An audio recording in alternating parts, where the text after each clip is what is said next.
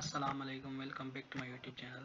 तो हमने जो है वो इम्यूनोलॉजी की सीरीज़ शुरू की हुई है। 2 लेक्चर हमने पहले भी किए हुए हैं, अगर वो आपने नहीं देखे तो वो लाजमी देख लें। तो इम्यूनोलॉजी का पहले हमने इंट्रोडक्शन किया था, फिर जो है वो हमने एक्वायर्ड इम्यूनिटी की थी। एक्वायर्ड इम्यूनिटी फिर कुछ रहती है, तो आज हम लास्ट लेक्चर हम करने जा रहे हैं। तो एक्वायर्ड इम्यूनिटी जो होती है उसको जो है वो हम on the basis of how we acquire the immunity. Acquired immunity आपको जिस तरह से पता है कि सेकंड लाइन ऑफ डिफेंस बोलते हैं इसको। जब इनेट इम्यूनिटी हमारे पास जो होती है वो फेल हो जाती है, वो प्रोटेक्ट करने से हमें फेल हो जाती है, तब हम जो है वो एक्वायर्ड इम्यूनिटी जो हमें किसी भी पैथोजन किसी भी फॉरेन पार्टिकल से हमें प्रोटेक्ट करती है। तो सबसे पहले ये जो होती है किस तरह से फर्दर 2 क्लासेस में कन्वर्ट किया गया है, एक तो एक्टर और दूसरा पैसा।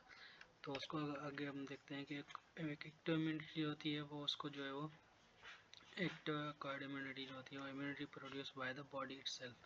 मतलब जो बॉडी खुद से इम्यूनिटी जो है वो प्रोड्यूस करे, मतलब किसी अदर मतलब जो है वो सोर्स से ना लेनी पड़े, तो उसको हम क्या बोलते हैं, active immunity acquired by the acquired active immunity. जैसे कि exposure of foreign antigen on your body makes it on bodies. जब भी हमारे पास किसी भी फॉरेन एंटीजन का हमारे पास एक्सपोजर होता है बॉडी में, तो हमारी बॉडी जो है वो खुद से एंटीबॉडीज बनाती है। तो इसको हम क्या बोलते हैं, active acquired immunity. Active acquired immunity जो होती है एक नेचुरल होती है और एक आर्टिफिशियल होती है। नेचुरल में हमारे पास वो होता है कि नेचुरल एक्टिव एक्वायर्ड इम्यूनिटी होती है कि नेचुरली इन्फेक्शन कोई भी होता है तो बॉडी डेवलप्स करती है एंटीबॉडीज को, इसको हम बोलते हैं नेचुरल एक्टिव इम्यूनिटी। और दूसरी होती है एक्टिव आर्टिफिशियल इम्यूनिटी। आर्टिफिशियल में होता है कि develops due to the vaccination. मतलब हम कोई भी वैक्सीन लेते हैं, जिस तरह से हमारे पास कोविड-19 आया था, कोई भी पेंडेमिक आता है या कुछ भी, इस तरह से जब हम आर्टिफिशियल वे से एंटीबॉडीज लेते हैं तो उसको हम कंसीडर करते हैं एक्टिव आर्टिफिशियल इम्यूनिटी। और दूसरी होती है पैसिव इम्यूनिटी। पैसिव इम्यूनिटी में ये होता है कि वो antibodies are transferred to an individual from another source. जिस तरह से ये भी नेचुरल होती है और आर्टिफिशियल होती है। इसमें नेचुरल में ये होता है कि ये या तो किसी और ऑर्गेनिज्म, जिस तरह से पैसिव का आपको पता है कि किसी और इंडिविजुअल से हमें मिलती है। तो इसमें ये बेस्ट एग्जांपल है मदर्स मिल्क जो होता है, बेबी को जब ब्रेस्ट फीडिंग करवाई जाती है तो उसमें से भी हमारे पास जो बेबी को होती है एंटीबॉडीज मिल रही होती हैं। और during the developmental stage antibodies जो है वो प्लेसेंटा को क्रॉस करके बेबी को प्रोटेक्ट करती हैं from any infection, from any disease और any other harmful effects of the drugs and other diseases. So natural passive immunity हम उसको बोलते हैं जो किसी दूसरे ऑर्गेनिज्म से हमें मिलती है।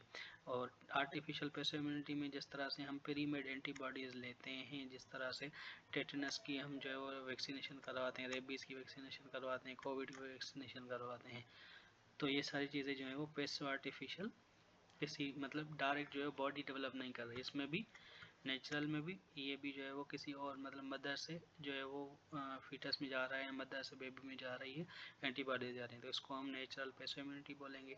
और ये वाली जो आर्टिफिशियल पैसिव इम्यूनिटी, इसमें जो है हम वैक्सीनेशन करवाते हैं या वैक्सीन लेते हैं। अब अच्छा, वैक्सीनेशन एक प्रोसेस होता है जिसमें हम जो है वो एंटीबॉडीज़ या कोई भी फॉरेन पार्टिकल्स को इम्यूनिटी को बूस्टअप करने के लिए लेते हैं। तो ये होती क्या है, वैक्सीन एक माइक्रो ऑर्गेनिज्म होता है जो कि या एंटीजन होता है जो कि इनएक्टिव फॉर्म में होता है, या डेड भी हो सकता है, रिकम्बिनेंट भी हो सकता है। मतलब इनएक्टिव फॉर्म में होता है, सिंपली ये बोलें तो। उसके बाद जो है वो जब वो बॉडी में अंदर जाता है, so that is causing disease. मतलब जो भी फॉर सपोज हमें कोविड-19 का वायरस जो था उसका हमने इनएक्टिव फॉर्म जो है वो बॉडी में पहले से इंजेक्ट कर दिया, तो बॉडी क्या करेगी, उसके लिए एंटीबॉडीज़ प्रिपेयर करना शुरू कर देगी। तो इन फ्यूचर जब भी हमें कोविड वायरस होता है या कोविड-19 से हमें जो है वो एक्सपोजर होता है, तो बॉडी में पहले से ही एंटीबॉडीज़ हमारे पास होंगी, तो वो आगे जो है वो हमें कोई भी इन्फेक्शन या कोई भी उसके सिम्टम्स वगैरह अपीयर नहीं होंगे। सबसे पहले जो है वो एक्टिव इम्यूनिटी फिर से हम अगर डिफाइन करें इसको एक एक करके, तो एक्टिव इम्यूनिटी जो होती है वो produce by the body itself. Simple ये टर्म्स अगर हम यूज़ करें, एक्टिव इम्यूनिटी जो होती है वो बॉडी इटसेल्फ प्रोड्यूस करती है। जिस तरह से produce due to contact with pathogen, मतलब बॉडी को कोई भी इन्फेक्शन हुआ, बॉडी ने क्या किया, in response to immune system protection provide करने के लिए उसने पैथोजन को किल करने के लिए क्या किया, एंटीबॉडीज को जनरेट किया। तो ये बॉडी खुद से जो इम्यूनिटी प्रोवाइड करे वो उसको बोलते हैं एक्टिव इम्यूनिटी। ये जो होती है वो बहुत मतलब लंबे अरसे तक हमारे पास रहती है, लास्ट फॉर लॉन्ग टाइम, और जनरली नो साइड इफेक्ट। ये नेचुरली प्रोड्यूस होती है एंटीबॉडीज या नेचुरल एक्टिव इम्यूनिटी होती है, तो इसके साइड इफेक्ट कोई भी नहीं होते, स्लो इन एक्शन होते हैं। ये जो होती है वो आहिस्ता आहिस्ता अपना जो है इफेक्ट शो करवाती है, provide cell relief, generate immunological memory. अच्छा, ये जो कोई भी इन्फेक्शन जब भी होता है तो उसकी जो है वो इन फ्यूचर के लिए वो उनको जो इम्यून सिस्टम मेमोरी के लिए इम्यूनोलॉजिकल मेमोरी सेल्स कुछ होते हैं जो कि इनको मतलब मेमोरी के तौर पर रख देते हैं कि इन फ्यूचर अगर कभी भी फिर से ये जो एंटीजन या कोई भी फॉरेन पार्टिकल हमारे बॉडी में आता है तो उसको किस तरह से डिफेंड करना है, किस तरह से प्रोटेक्ट करना है। तो antibodies are produced by the body against the antigen. तो ये वाली हमारी जो माइंड है, तो मतलब सिंपल नेचुरली ये होता है कि हमारे बॉडी में कोई भी पैथोजन है उसको किल करने के लिए, उससे प्रोटेक्शन प्रोवाइड करने के लिए एंटीबॉडीज प्रोड्यूस होती हैं हमारे बॉडी में। The person is export to antigen, the person जो है वो किसी भी एंटीजन या पैथोजन को एक्सपोजर होता है, उससे उससे उससे फिर जो है वो एंटीबॉडीज प्रोड्यूस होती हैं, एंटीबॉडीज जो है वो उसको एलिमिनेट करने में हेल्प करती हैं। It takes time to develop, इसमें थोड़ा टाइम लगता है, स्लो प्रोसेस होता है। नेगेटिव फेज में आकर after better protection immunological memory is present बन जाती है और produce actively by the immune system of the host, मतलब होस्ट की जो इम्यून सिस्टम होती है इसमें सही एक्टिवली प्रोड्यूस होती है। और इसके अपोजिट में होती है पैसिव इम्यूनिटी, जो कि हमें मिल रही होती है immunity given by another individual, मतलब किसी और से मिल रही होती है।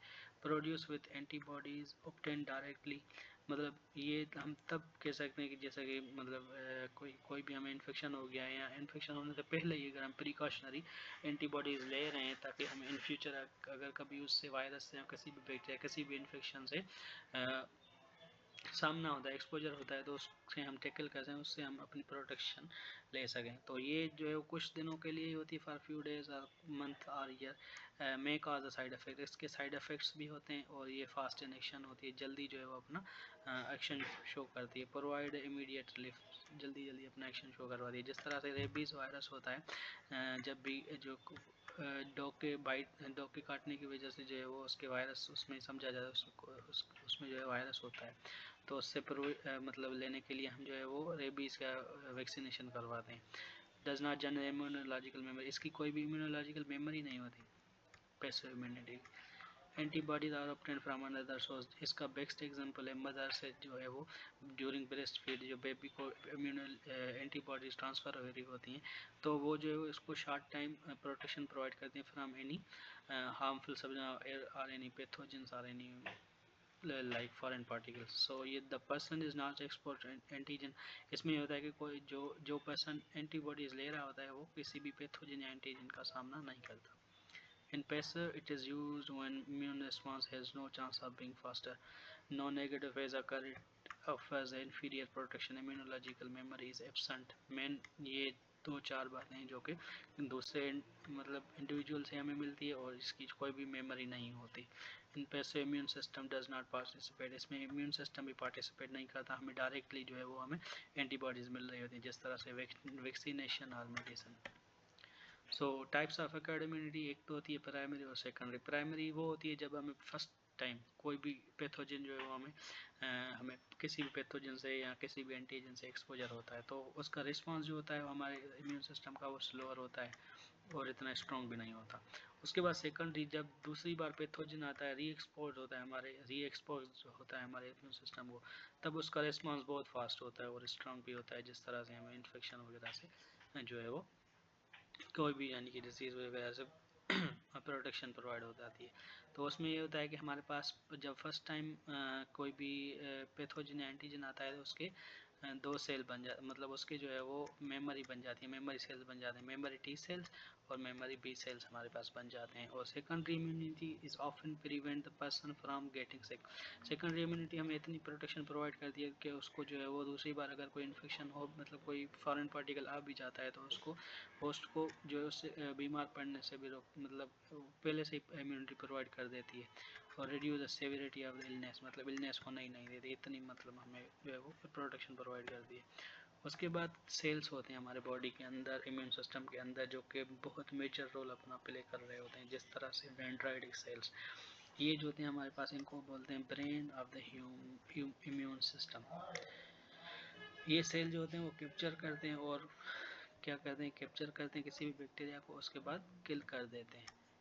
ये क्या करते हैं, डिस्प्ले करते हैं fragments of the bacteria on to their surface. For suppose ये हमारे पास सेल है, तो कोई भी बैक्टीरिया आया था, उसकी जो है वो फ्रेगमेंट्स, छोटे छोटे फ्रेगमेंट्स बना के उसको अपने ऊपर लगा देते हैं कि जो है वो फिर इनको लेकर फेगोस माइक्रोफेजेस के पास ले जाते हैं ताकि उनको जो है वो फेगोसाइटोसिस करने में हेल्प करें। Those fragment presented by major histocompatibility complex class 2, ये इनके पास एंटीजन होती है जो कि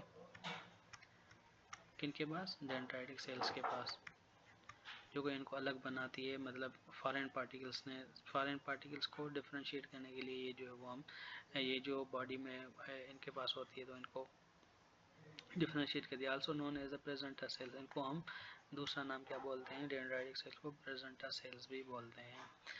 allow the dendritic cells to activate the T lymphocyte, T lymphocyte को ये जो है वो एक्टिव करते हैं। टी लिम्फोसाइट से फिर हमारे पास दो और सेल बनते हैं,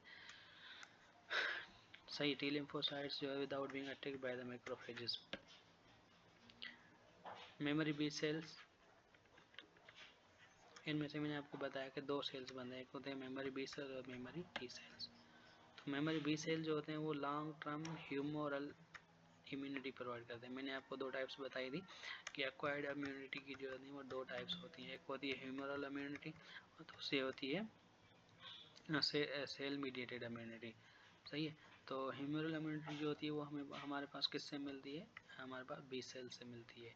produce during the primary immune response to antigen, मतलब जब हमारे पास मेमोरी बी सेल तब बनते हैं जब प्राइमरी इम्यून रिस्पांस होता है ना, तब जो है वो किसी भी एंटीजन के लिए प्राइमरी इम्यून रिस्पांस डेवलप होता है, तब ये मेमोरी बी सेल हमारे पास आते हैं। Remain in the body after the infection, मतलब कोई भी इन्फेक्शन हो गया, प्राइमरी इम्यून रिस्पांस जनरेट होता है जब फर्स्ट प्राइमरी इम्यूनिटी जब प्रोवाइड की जाती है, प्रोटेक्शन प्रोवाइड की जाती है बॉडी को, तब उसके जो है वो मेमोरी के लिए इसके जो है वो मेमोरी बी सेल बन जाते हैं किसी भी इन्फेक्शन के। तो इन फ्यूचर अगर कभी भी री एक्सपोजर होता है तो मेमोरी बी सेल जो होते हैं वो क्विकली डिफरेंशिएट हो जाते हैं, और डिफरेंशिएट होने के बाद ये प्लाज्मा सेल में कन्वर्ट हो जाते हैं। प्लाज्मा सेल जो है वो प्रोड्यूस करता है large amount of specific antibodies.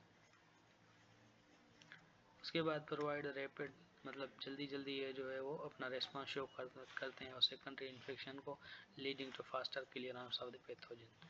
Responsible होते हैं long term immunity to specific pathogen, मतलब ये स्पेसिफिक पैथोजन के लिए ही यूज़ होती है। They can persist in the body for the years, मतलब ये जो होती है मेमोरी बी सेल जिसको हम मेमोरी बी सेल जिसको, तो ये जो है वो हमारे पास सालों तक जो पड़े रहते हैं ताकि इन फ्यूचर अगर कभी भी कोई भी इन्फेक्शन होता है तो उसको किस तरह से हम एलिमिनेट कर सकते हैं। उसके बाद मेमोरी टी सेल्स होते हैं long term cellular immunity provide करते हैं। एक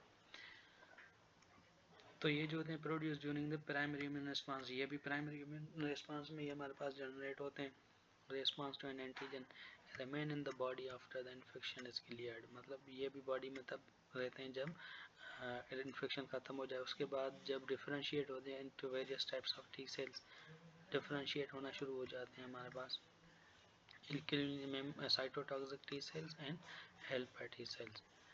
upon re exposure to the same antigen का, अगर इन फ्यूचर कभी भी कोई फिर से फॉरेन पार्टिकल या एंटीजन या पैथोजन आता है तो मेमोरी टी सेल जो होते हैं वो क्विकली प्रोलिफेट, मतलब एक्यूमुलेट हो जाते हैं और डिफरेंशिएट हो जाते हैं इनटू इफेक्टर टी सेल्स कुछ mount rapid and specific cellular response. उसमें क्या होगा, सेल्यूलर रेस्पॉन्स बहुत फास्ट देखने को हमें मिलेगा। मेमोरी टी सेल्स जो होते हैं are crucial for providing long term protection.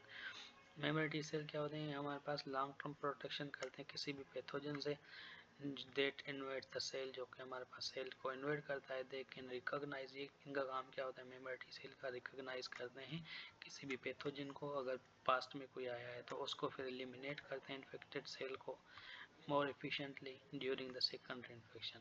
Provide long term cellular immunity, मतलब long term cellular immunity ये provide करते हैं memory T cell by mounting a rapid and targeted cellular response। ये क्या करते हैं, उनका फास्ट बहुत रिस्पांस होता है, cellular response. In summary memory B cells जो होते हैं वो हमारे पास long term humoral immunity provide करते हैं प्रोड्यूसिंग स्पेसिफिक एंटीबॉडीज जो होती हैं वो क्लम्प अप करती हैं, फिर जो है वो कुछ सिग्नल्स भेजती हैं और उसके बाद मैक्रोफेजेस आते हैं और मैक्रोफेजेस उनको इनगल्फ कर देते हैं। इस तरह से हमारे पास इम्यूनिटी प्रोवाइड होती है। और उसके बाद होते हैं मेमोरी टी सेल जो होते हैं वो लॉन्ग टर्म सेलुलर इम्यूनिटी होती है, जो कि रैपिड रेस्पॉन्स खुद ही जो है साइटोटॉक्सिक टी सेल से होते हैं, हेल्पर टी सेल खुद ही उस पर एक्ट करके उसको जो है वो किसी भी पैथोजन या कोई भी एंटीजन आता है तो उसको जो है वो एलिमिनेट कर देते हैं, उसको डिस्ट्रॉय कर देते हैं। तो it was all about the complete lecture on the immunity.